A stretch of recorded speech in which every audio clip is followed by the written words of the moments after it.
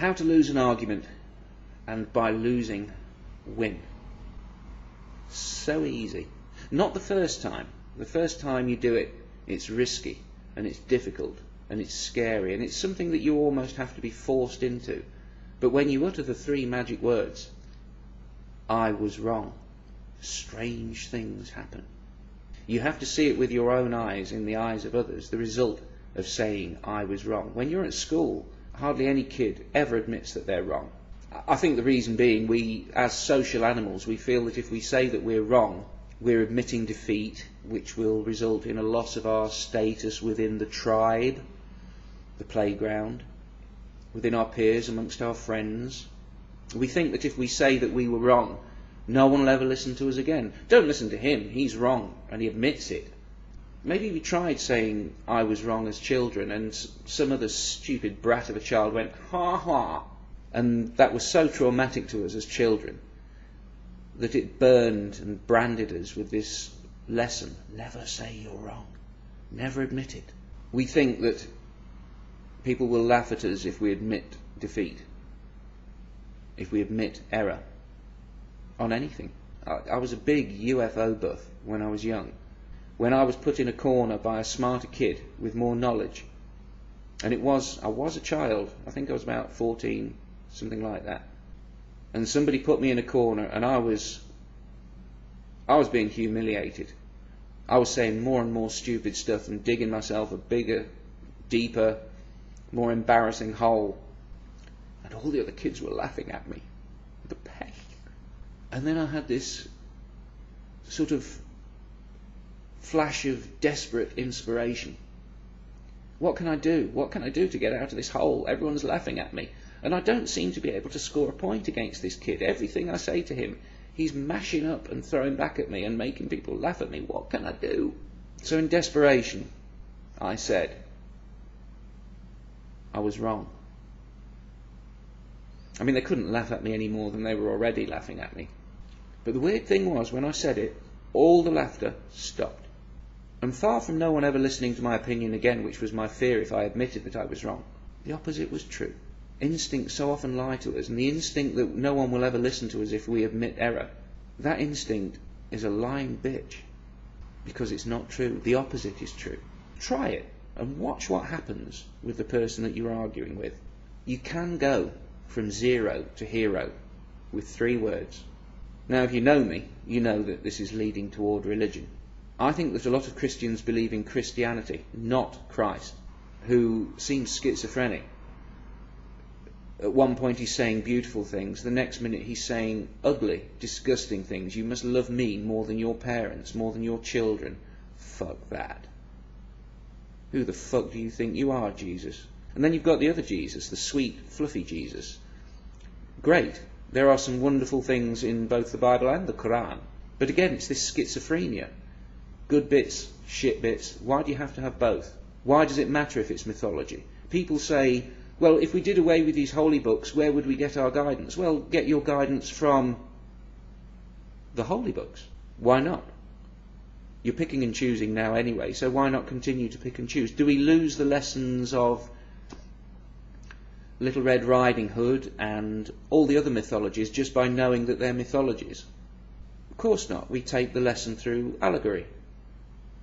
It stays. We don't have to believe these things are literally true. The 3 little pigs, the concrete house is better than a straw house. You don't have to believe that 3 little pigs actually hid inside while the wolves huffed and puffed to try and blow the houses down. No one believes that's true, but we all learn the lesson of it. Why can it not apply to the holy books? Why can we not continue to learn the lessons of the Good Samaritan while not necessarily believing that the Good Samaritan mentioned in the book actually walked that path? The Dark Ages ain't over. We're just living in the atomic Dark Ages. While 9 out of 10 people believe in a skybound munchkin, Dark Ages aren't over, kids. We're in the sort of slightly less Dark Ages. The Enlightenment, I don't think, has really happened yet. Not as a global movement, anyway. I sometimes think that people stay in religion because they simply can't say I was wrong. They lie too much to really believe that a God is listening to them. That should tell you all you need to know, I think. I've done all of the good things that the religious do without religion. So I know that it's not necessary, and I do not believe that I am special. That's maybe my problem. Maybe I don't realise how incredibly special I am. It's one of the two things. Either I am fucking exceptionally brilliant as a human being, or you don't need religion to be a good person. One of the two. Take your pick. If I'm right that you don't need religion to be a good person, then what the hell are we holding on to it for? You're holding on to it, a lot of you, I think, because you can't say I was wrong, because you fear that if you do that people will laugh and point and never listen to you again. It's not true. If you say I was wrong, if you have the courage to stand up or sit down in front of a video camera and say I was wrong, you will be amazed at the responses of the vast majority of people who hear you say that. Yes, there will always be the 5-year-old that goes, ha ha, but you shouldn't respect them. I don't respect them. I don't think anyone else respects them. If you turn around and say, I was wrong, especially on a big subject like the Sky Munchkin, I'm not sure how I could be more impressed by anyone. We care about the opinions of people whose opinions count to us, whether we like them or not, whether we like the opinion or not. We care about those people's opinions. I think, honestly, that a lot of the theists want the respect of atheists. They will swear blind that's not the case, but deep down, I think they want some respect. And they think it's so hard to earn. It is and it isn't. You can earn it with 3 words. I am wrong. I was wrong. You earn it instantly. It happens there and then. You get the respect. 3 fucking words and you can have all the respect you want. More than you can possibly imagine. But you've not learned the lesson, have you? You've not learned that that's how you do it. Yes, it does take courage. Yes, you have to hold your breath, wondering what the backlash will be. It won't be what you think. It will be respect. It will be admiration on my part. It's so rare that I hear someone say, I was wrong, I am wrong. Well, no, you can only say I was wrong. Because if you say you are wrong, it's all changed as soon as you say that. Did I explain that very well? I don't think I did. If you ever say, I am wrong, no one can ever say, I am wrong. All they can say is, I was wrong, because the moment you say, I am wrong, you're right. And you're being honest, and you're being courageous, and you're trusting the other person to behave in a mature, sensible fashion. Try it. Try it, and look in the eyes of the other person and see what happens. If they continue to laugh, fuck them. They're not worth bothering with, whoever they are, whatever their beliefs. 9 times out of 10 or more, you will see shock and you will see respect. I don't know how else to get this across. You've got to try it. I learned it as a kid. It's never let me down. It can't let you down. It works. It's magic.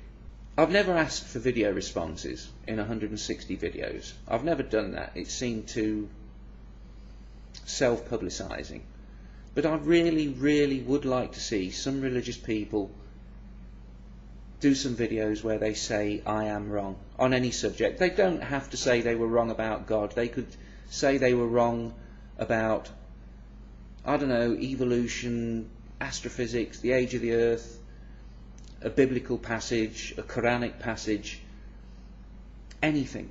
If you're an atheist, which most of my subscribers are, don't bother doing a video response, because we've all admitted to ourselves, merely by being atheists, that we were wrong about something, because I think as children the vast majority of us believed that what our parents were telling us was at least worthy of consideration about God and all of that stuff. So I'm not asking for that, but it really would earn you a lot of respect from me if you could say you were wrong about something to do with your beliefs which you haven't previously admitted. It's something I thought I'd see on YouTube and I didn't, and that's why I'm making this video. It's made me realise how rare those 3 words are. And I want you to benefit from it. I want you to experience what I experienced the first time I said it. The shocking reaction of others. I want you to do a video saying that you were wrong about something, so that you can see in the comments people who you think despise you and hate you and don't respect you at all. I want you to see the shock from them. I want you to feel the respect that they will suddenly give you because you can say those 3 words. It might make it easy for you to say a second and a third time, but only when you actually believe you are wrong, were wrong.